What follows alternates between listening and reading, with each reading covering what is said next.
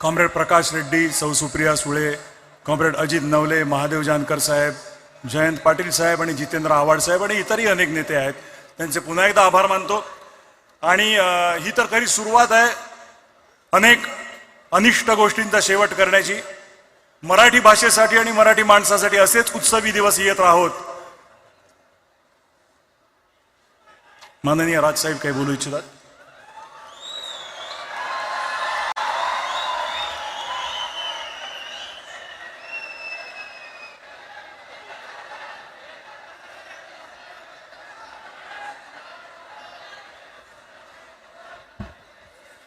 मला माफ करा, मगाशी माझ्या भाषणामध्ये त्या ओघात जे पक्ष या सगळ्या लढ्यामध्ये सामील झाले त्यांची नावं घ्यायला मी विसरलो.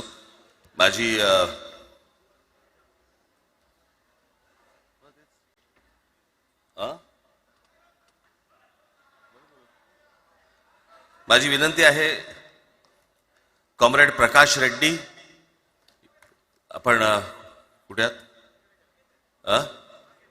मागे. बर. सौ सुप्रियाताई सुळे, आपण कृपा करून व्यासपीठावरती यावं. कॉम्रेड अजित नवले, जितेंद्र आव्हाड, महादेवराव जानकर, शेतकरी कामगार पक्षाचे आमचे जयंतराव कुठे गेले? मागे आहेत. बर, आपण व्यासपीठावरती यावं सर्वांनी.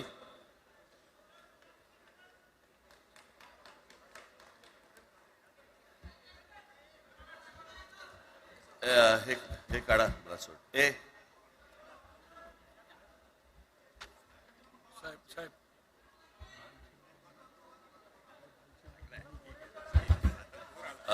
मुडगेकर साहेब, आपण पण मुडगेकर साहेब, आपण वरती यावं, व्यासपीठावरती यावं.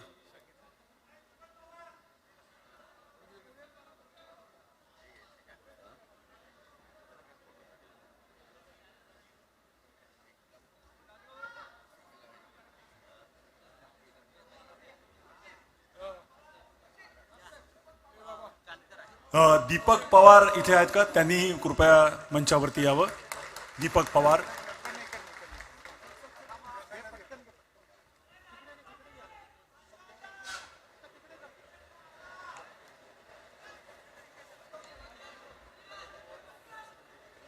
दीपक पवार इथे उपस्थित आहेत का? मागे कुठेतरी बसले असं मला कळलं. आणि आमदार निकोले इथे आले, त्यांनाही मी विनंती करतो. हा, दीपक पवार आले झाले. दीपक पवार आले.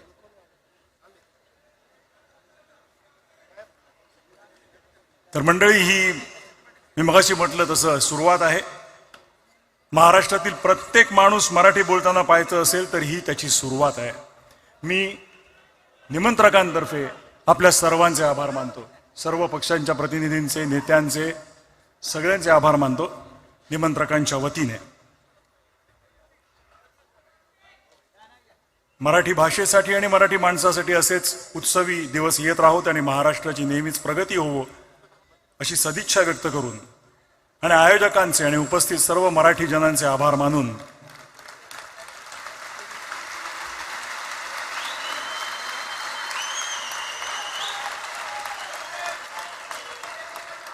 मी मगाशी सुरुवातीला जो म्हणालो, हा एक महत्वाचा ऐतिहासिक क्षण आहे. या ऐतिहासिक क्षणाचे आपण सगळे साक्षीदार आहोत.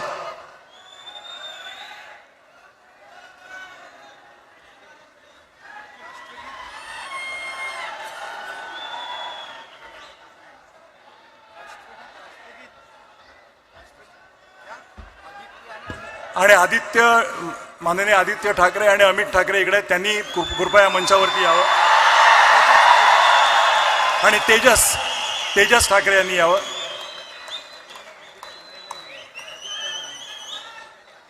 आदित्यजी आणि अमितजी ठाकरे.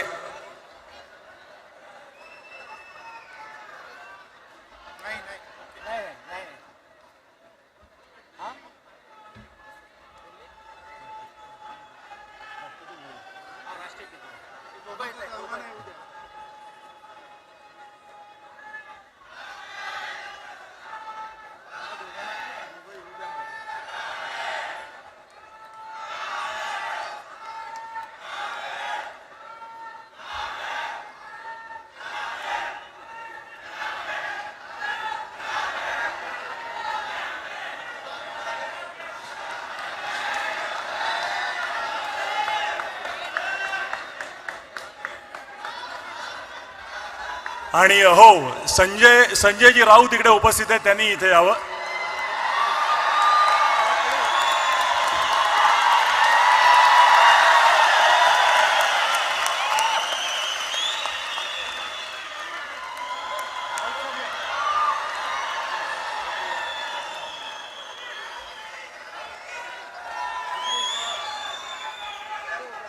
मला वाटतं ह्यापेक्षा म्हणजे आपण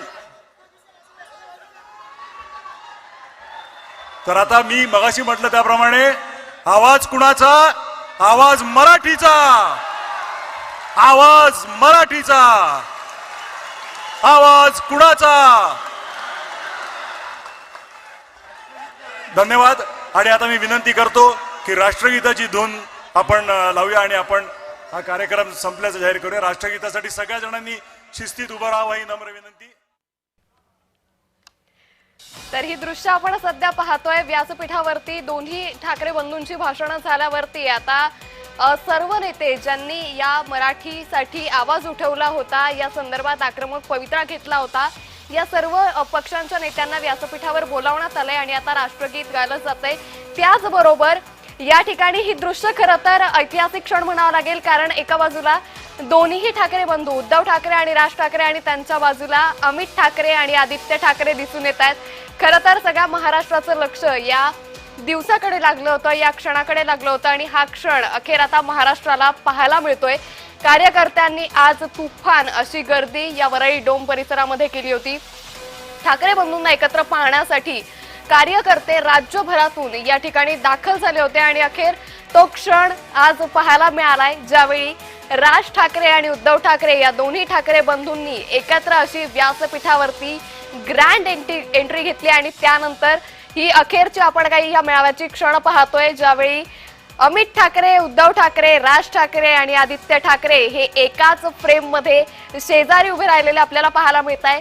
आगामी काळामध्ये स्थानिक स्वराज्य संस्थांच्या निवडणुकांच्या वेळी त्याचबरोबर येत्या काळात हे सर्व जे ठाकरे बंधू आहेत ते एकत्र पाहायला मिळणार का, हे आता पाहणं महत्त्वाचं ठरणार आहे. मात्र आज या मेळाव्यामधून राज ठाकरे आणि उद्धव ठाकरेंनी पुन्हा एकदा सरकारवरती निशाणा साधलाय. ही दृश्य आपण पाहतोय. अमित ठाकरे आणि आदित्य ठाकरे यांनी देखील आता कॅमेरासमोर पत्रकारांसमोर ही पोच दिलेली आहे. त्यामुळे एकंदरीतच ठाकरे बंधूंचं आज दुरावा संपला असं म्हणावं लागेल. तब्बल 2 दशकांचा हा दुरावा अखेर आज संपलाय.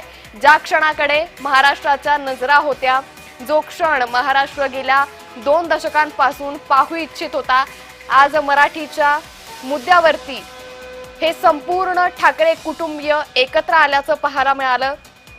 ग्रँड अशी एंट्री या दोन्ही ठाकरे बंधूंची झाली. भाषणामध्येही दोन्ही ठाकरे बंधूंनी सरकारवरती निशाणा साधलेला आहे, तुफान टोलेबाजी केलेली आहे. शिंदे गट असेल, शिवसेना असेल, त्याचबरोबर राष्ट्रवादी असेल, यावर देखील यावेळी राज ठाकरे आणि उद्धव ठाकरेंनी निशाणा साधलेला आहे. त्याचबरोबर ज्यावेळी मराठीवरती असेल त्यावेळी आम्ही आवाज उठवणार असं या दोन्ही नेत्यांनी स्पष्ट केलेलं आहे.